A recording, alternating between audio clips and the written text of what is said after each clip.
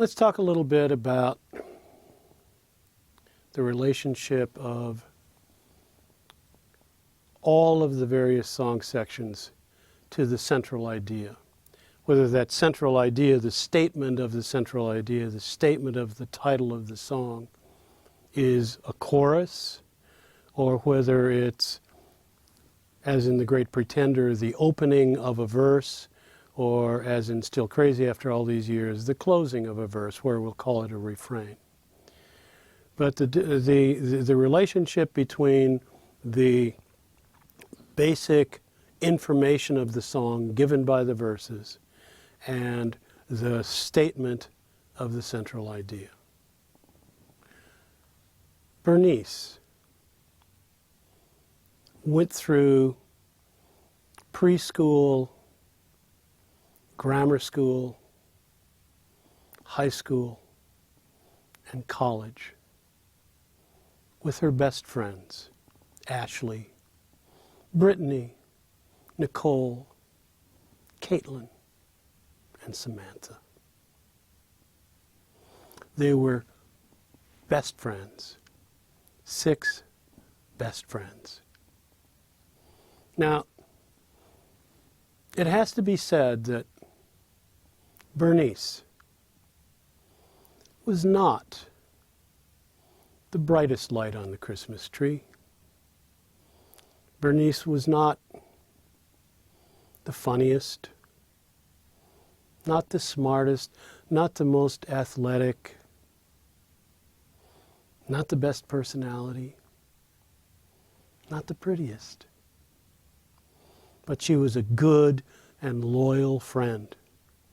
And as they grew and grew together, everyone loved Bernice for her quality as a great listener and someone who would always be supportive. The girls all loved her.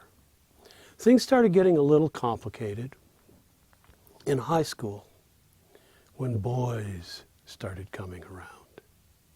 Because the boys seemed to gather primarily around Caitlin and Samantha, and the other girls too, but Bernice was always left in the shadows. And when they started actually dating, she was often home alone on Friday night, or in the group where all of the other girls had somebody they were with, and then Bernice didn't. Bernice was the one who would always get fixed up with the second cousin from Milwaukee.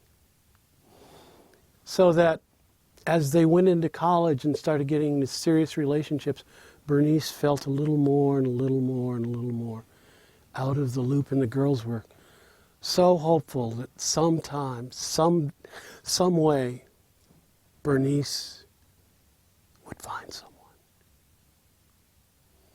And then, in physical health class, Bernice found Edwin. Edwin thought that Bernice hung the moon. And the girls were all so excited.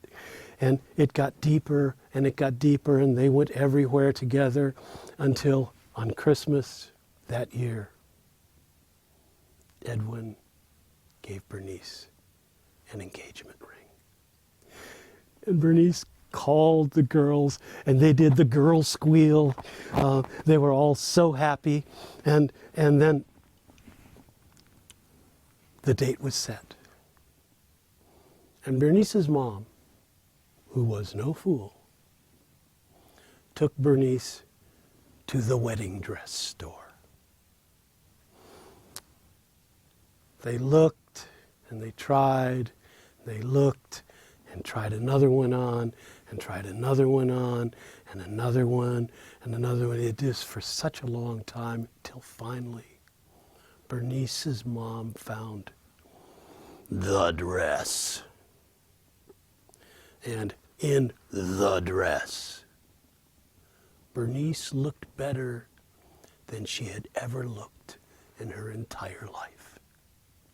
All of the great qualities that Bernice had were highlighted by the dress. And those that she wasn't so sure about were all diminished by the dress.